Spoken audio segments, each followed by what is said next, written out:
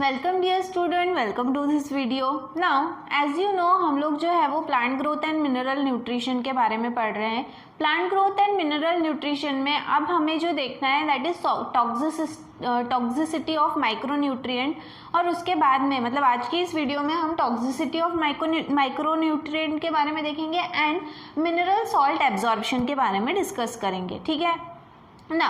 सबसे पहले toxicity of micronutrient के पहले जाने के पहले हमको देखना है कि कौन कौन से ऐसे न्यूट्रिएंट्स हैं जो मिनरल न्यूट्रिएंट्स हैं जो प्लांट को किस किस प्रोसेस में हेल्प करते हैं, मतलब which are the different types of mineral which are useful for plant for different processes. ठीक है, तो यहाँ पे देखेंगे। सबसे पहले देखिए कुछ ऐसे कॉन्स्टिट्यूएंट्स होते हैं जो प्रोटोप्लाज्म और सेल वॉल फॉर्मेशन में इस्तेमाल होते हैं, मतलब they are the content of protoplasm and cell wall. ठीक है, तो यहाँ पे अगर आप देखोगे तो carbon, hydrogen, oxygen, nitrogen, phosphorus and sulphur, ठीक है, ये कुछ ऐसे इंपॉर्टेंट माइक्रोन्यूट्रिएंट्स हैं जो प्रोटोप्लाज्म और सेल वॉल के कंटेंट हैं। मतलब प्लांट जो है, प्लांट का जो प्रोटोप्लाज्म है, जो सेल वॉल फॉर्मेशन है, इसमें carbon, hydrogen, nitrogen, phosphorus, oxygen, ये सभी जो है, सल्फर, ये सभी पार्टिसिपेट करते हैं। ठीक है, देन इसके बाद में है ऑस्मोटिक पोटेंशियल। ऑस्मोटिक पोटेंशियल के लिए भी मिनरल न्यूट्रिएंट्स जो हैं वो इम्पॉर्टेंट रोल प्ले करते हैं। जैसे कि जो आपको पता है कि जो भी प्लांट सेल होता है उसमें वाटर कंटेंट ज़्यादा होता है। वाटर कंटेंट तो ज़्यादा होता है लेकिन बहुत सारे ऐसे सब्सटेंसेस हैं जो उसके प्रोटोप्लाज्म में मिक्स्ड फॉर्म में होते हैं, डिसॉल्व फॉर्म में होते हैं। आइदर दे में बी सॉल्ट, ठीक है, कुछ मिनरल सॉल्ट्स होते हैं, ठीक है, एंड कुछ ऑर्गेनिक कंपाउंड्स होते हैं जो सेल सैप मतलब जो भी फ्लूइड सेल के अंदर प्रेजेंट होता है उसमें वो क्या होते हैं, डिसॉल्व फॉर्म में होते हैं, जिसकी वजह से वाटर का कॉन्सेंट्रेशन ऑब्वियसली कम हो जाएगा। जैसे मैंने आपको इसके पहले भी ये एग्जांपल दिया था कि अगर आपके पास में 2 ग्लास हैं, एक ग्लास में प्योर पानी है और दूसरे ग्लास में आपने पानी में शक्कर या नमक डाला हुआ है, तो ऑब्वियसली जिसमें आपने शक्कर या नमक डाला है वो जो कॉन्सेंट्रेटेड सॉल्यूशन हो जाएगा, जिसकी वजह से वहाँ पे वाटर कॉन्सेंट्रेशन जो है वो कम हो जाएगा as compare to the other glass. उसी तरह से सेल सैप में जो है वो मिनरल सॉल्ट या फिर ऑर्गेनिक कंपाउंड्स प्रेजेंट रहने की वजह से ऑस्मोटिक प्रेशर क्रिएट होता है, जिसकी वजह से वाटर का मूवमेंट जो है वो कैरी आउट होता है। ठीक है, देन इसके बाद में कैटालिटिक फंक्शन। कुछ ऐसे भी माइक्रोन्यूट्रिएंट्स होते हैं जो कैटलिस्ट के फॉर्म में, मतलब मेटाबॉलिक एक्टिविटीज को एक्सेलरेट करने के लिए कैटलिस्ट की तरह काम करते हैं। ठीक है, तो बहुत सारे ऐसे माइक्रोन्यूट्रिएंट्स हैं, मिनरल्स बोल सकते हैं हम उनको। कौन कौन से हैं? फेरस मतलब iron, copper, zinc, magnesium, manganese, chlorine, ये सभी कुछ ऐसे एलिमेंट्स हैं जो कैटलिस्ट की तरह प्लांट में फंक्शन करते हैं। ठीक है, they act as a catalyst, ठीक है, या फिर वो जो रिएक्शन है उसके रेट को जो है वो बढ़ाने के लिए, मेटाबॉलिक एक्टिविटी को एक्सेलरेट करने के लिए ये यहाँ पर यूजफुल होते हैं। ठीक है, देन इसके बाद में परमिएबिलिटी ऑफ साइटोप्लाज्मिक मेम्ब्रेन। ठीक है, परमिएबिलिटी जो है मतलब जो भी सेल वॉल है या सेल मेम्ब्रेन है उसमें से सब्सटेंसेस आएंगे जाएंगे, ये इसके लिए भी जो है वो आयन का कॉन्सेंट्रेशन जो है वो इन्फ्लुएंस करता है। ठीक है, the presence of cations and anions. ठीक है, मोस्टली जो है वो इस तरह के मीडियम में पोटेशियम आयन या फिर कैल्शियम आयन जो है they play very crucial role for the permeability, मतलब कौन सा सब्सटेंस सेल के अंदर आएगा, कौन सा सब्सटेंस सेल के बाहर जाएगा, ये जो भी मूवमेंट है इसके लिए जो है वो आयन एक्सचेंज या आयन का जो प्रेजेंस है वो भी एक इम्पॉर्टेंट रोल प्ले करता है। एंड लास्ट में component of energy related to chemical compounds. Now बहुत सारे ऐसे केमिकल कंपाउंड्स हैं जो एनर्जी मतलब एनर्जी फॉर्मेशन के लिए यूज होते हैं, जैसे कि एनर्जी रिलेटेड होते हैं, जैसे कि फॉस्फोरस इन एटीपी, फॉस्फोरस जो है वो एटीपी फॉर्मेशन के लिए इस्तेमाल होता है। वही मैग्नीशियम जो है it is used for the formation of chlorophyll. Chlorophyll का अगर आप स्ट्रक्चर याद करोगे, रोम्बस शेप का स्ट्रक्चर था जिसमें सेंटर में जो है वो मैग्नीशियम प्रेजेंट होता है। तो इस तरह से आप देख सकते हो कि कुछ ऐसे भी एलिमेंट्स हैं, कुछ ऐसे भी मिनरल्स हैं जो एनर्जी तैयार करने वाले या एनर्जी रिच कंपाउंड फॉर्म करने के लिए यूजफुल होते हैं। ठीक है, तो ये था about the some elements which are use for different purposes in the plant body. ठीक है, इसके बाद में नाउ अब हम आते हैं टॉक्सिसिटी ऑफ माइक्रोन्यूट्रिएंट जो हमारा मेन टॉपिक है। अब देखो, आप किसी भी माइक्रोन्यूट्रिएंट को टॉक्सिक कब मानोगे? आप किसी भी माइक्रोन्यूट्रिएंट को टॉक्सिक तब मानोगे जब उसके प्रेजेंट रहने की वजह से या प्लांट उसे एब्जॉर्ब करने के बाद में जब उसका ड्राई वेट जो है वो 10% से रिड्यूस होता है, कम होता है। यहाँ पे वही कहा है कि mineral ion concentration which reduces the dry weight of tissue by 10%। ठीक है, तो उसे हम क्या कहेंगे? It is considered as toxic. उसे क्या कहा जाएगा?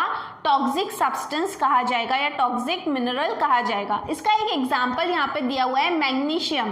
ठीक है, सॉरी मैंगनीज। मैंगनीज जो है ये एक ऐसा माइक्रोन्यूट्रिएंट है जो एब्जॉर्ब करने के लिए पहले मतलब प्लांट के पास में जो है सॉइल में अगर बहुत सारे मिनरल्स अवेलेबल हैं जिसमें से मैंगनीज, मैग्नीशियम और फेरस मतलब आयन जो है, ठीक है, आयन एंड मैग्नीशियम ये प्रेजेंट है, तो यहाँ पे मैंगनीज जो है, मैंगनीज इनके साथ में कंपटीशन करता है, मतलब इट कम्पीट। तो अगर प्लांट जो है वो फेरस और मैग्नीशियम एब्जॉर्ब करने में फेल हो जाता है और वो किसे एब्जॉर्ब कर लेता है? मैग्नीज को एब्जॉर्ब कर लेता है, तो वो फिर बाद में आयन और मैग्नीशियम को प्लांट को एब्जॉर्ब करने नहीं देता क्योंकि उसका एब्जॉर्प्शन जो है वो रेट बढ़ जाता है। ठीक है, देन इसके बाद में ये तो एक चीज हो गई, लेकिन मैग्नीज अगर प्लांट एब्जॉर्ब कर लेता है तो वो कैल्शियम का ट्रांसलोकेशन मतलब प्लांट ने जो कैल्शियम एब्जॉर्ब किया है उसे जो है वो शूट अपेक्स तक ट्रांसलोकेट नहीं होने देता। ठीक है, इनहिबिट करना मतलब रोकना, तो वो कैल्शियम आयन को शूट तक जाने नहीं देता। इसका मतलब क्या है कि जो प्लांट ज़्यादा मात्रा में मैंगनीज नाम का एलिमेंट एब्जॉर्ब करेगा उसके प्लांट बॉडी में आपको कैल्शियम, मैग्नीशियम और फेरस की कमी के सिम्टम्स दिखाई देंगे। इसका मतलब क्या हो गया कि मैंगनीज का एब्जॉर्प्शन प्लांट के लिए क्या हो गया?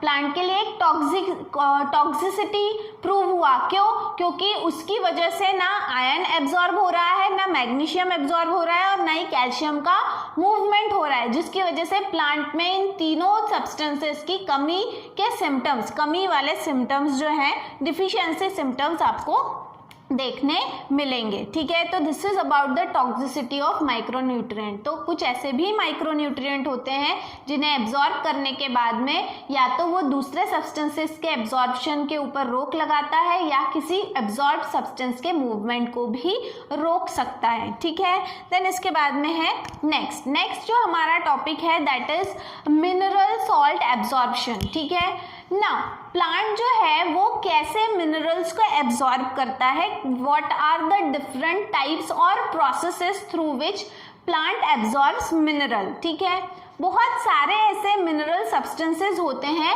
जो चार्ज्ड होते हैं। ठीक है, चार्ज्ड पार्टिकल्स होते हैं जिसकी वजह से, चार्ज पार्टिकल होने की वजह से जो प्लांट है वो उसे सेल वॉल के अंदर आसानी से एब्जॉर्ब नहीं कर पाता। उन्हें एब्जॉर्ब करने के लिए वो क्या करते हैं? It require expenditure of energy. ठीक है, मतलब उन्हें एनर्जी खर्च करना होता है। क्यों? क्योंकि वो सब्सटेंस चार्ज है और वो अपने आप जो है वो सेल मेम्ब्रेन या सेल वॉल के अंदर एब्जॉर्ब नहीं हो पाएंगे, तो उन्हें एब्जॉर्ब करने के लिए एनर्जी खर्च करना पड़ता है। वहीं कुछ ऐसे भी सब्सटेंसेस होते हैं, mineral can also be absorb passively without expenditure.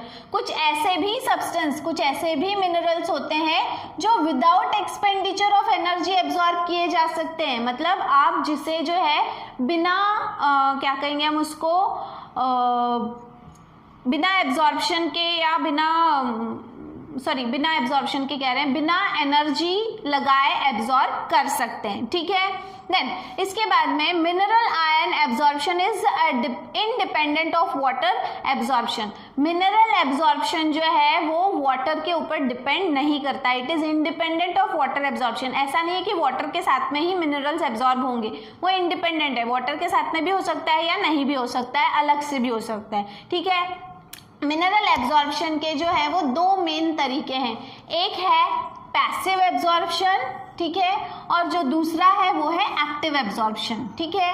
इसके सबसे पहले हम बात करेंगे पैसिव एब्जॉर्प्शन के बारे में।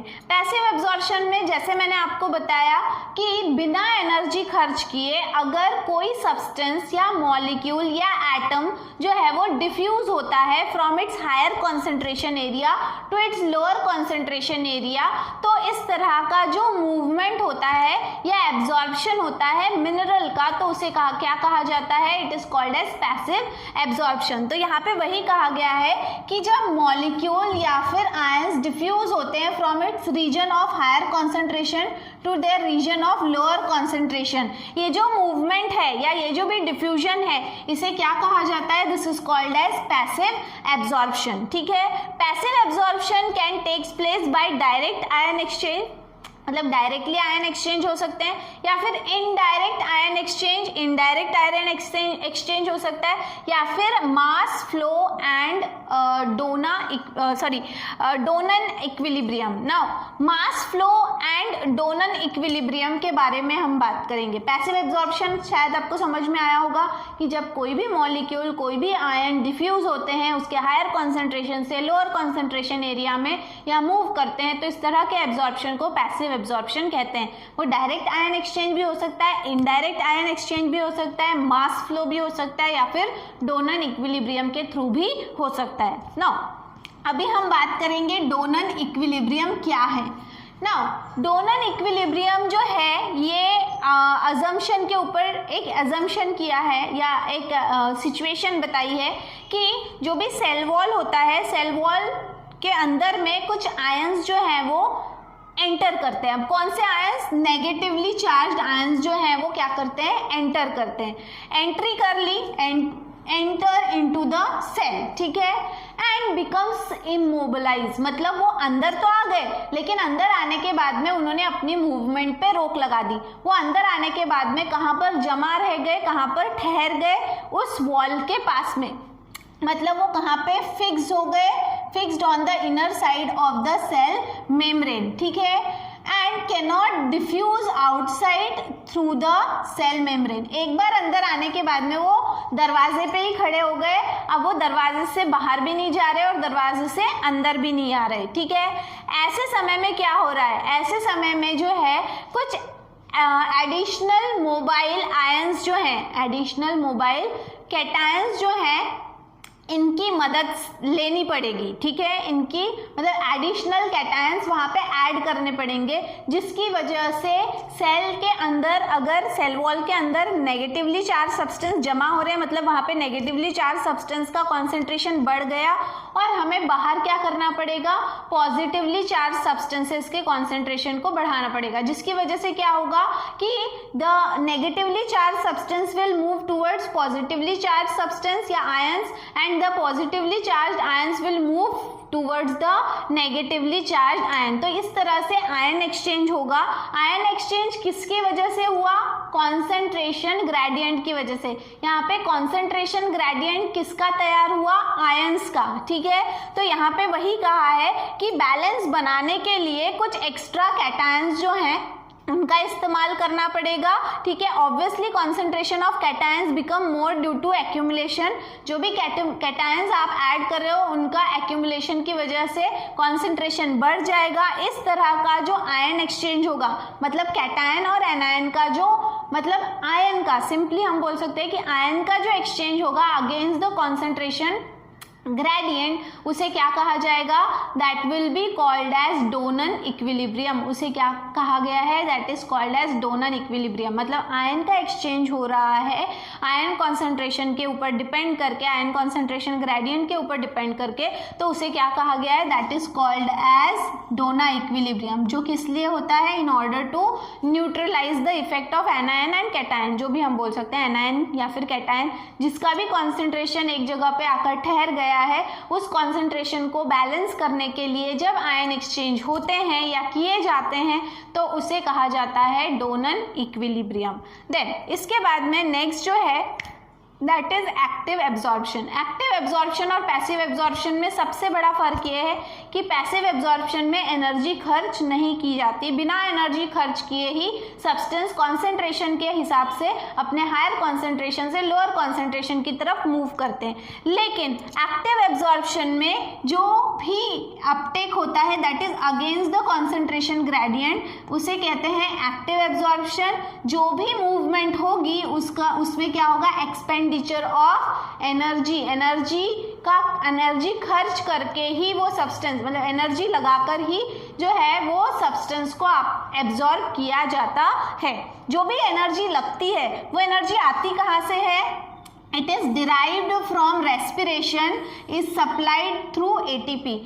रेस्पिरेशन के वजह से जो एटीपी रिलीज हो रहे हैं, रेस्पिरेशन के प्रोसेस के दौरान जो एटीपी मॉलिक्यूल्स रिलीज होते हैं, वही एटीपी मॉलिक्यूल का इस्तेमाल करके ये जो भी सब्सटेंसेस हैं उनका एक्सचेंज या एब्जॉर्प्शन किया जाता है। लेकिन ये भी देखा गया है कि अगर ऑक्सीजन का एब्जॉर्प्शन या ऑक्सीजन का सप्लाई कम होता है तो एटीपी सप्लाई भी क्या हो जाता है, ड्रॉप हो जाता है। मतलब एक्टिव एब्जॉर्प्शन ड्रॉप हो जाएगा। सडन ड्रॉप कब होगा, जब जो भी सेल्स हैं उनमें ऑक्सीजन क्या हो जाएगा, कम हो जाएगा। ऑक्सीजन कम होगा मतलब रेस्पिरेशन रेट कम होगा, रेस्पिरेशन रेट कम होगा मतलब एटीपी रिलीज कम होगा, एटीपी रिलीज कम होगा मतलब एक्टिव एब्जॉर्प्शन कम होगा। क्यों, क्योंकि active absorption is totally depend on the number of ATP molecules. ठीक है, then the mineral ion accumulated in the root passes into, अब जो भी मिनरल आयंस जो हैं जो रूट सेल्स में या रूट हेयर्स में एक्यूमुलेटेड हैं, वो बारी बारी करके जो है वो कॉर्टेक्स से लेके तो जाइलम तक बारी बारी करके किया जाता है, आगे पहुंचाया जाता है। Finally it reaches to the xylem. ठीक है, उसके बाद में जाइलम क्या करता है, उसके बाद में जाइलम जो है, ठीक है, the mineral in the xylem are then carried along with water to other part of the plant along the transpiration stream and are subsequently assimilated into organic molecule and then redistributed to other parts of the plant through the phloem। इसके बाद में जो भी ये xylem है, xylem में जो भी मिनरल्स हैं वो कैरी किए जाते हैं वाटर के साथ में to different parts of the plant through transpiration stream, transpiration pull के थ्रू।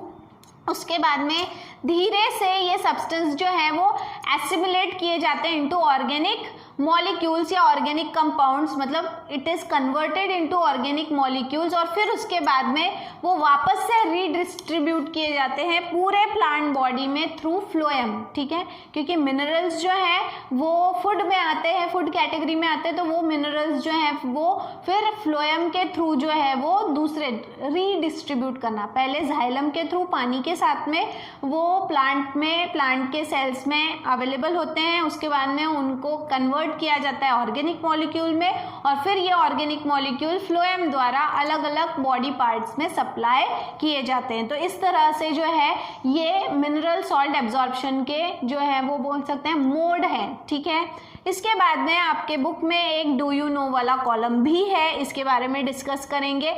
डू यू नो वाला कॉलम जो है इसमें साइंटिस्ट के नाम है Hoagland and Davis in the year 1923। इन्होंने जो है वो कैरियर हाइपोथेसिस लोगों के सामने रखा। What is carrier hypothesis?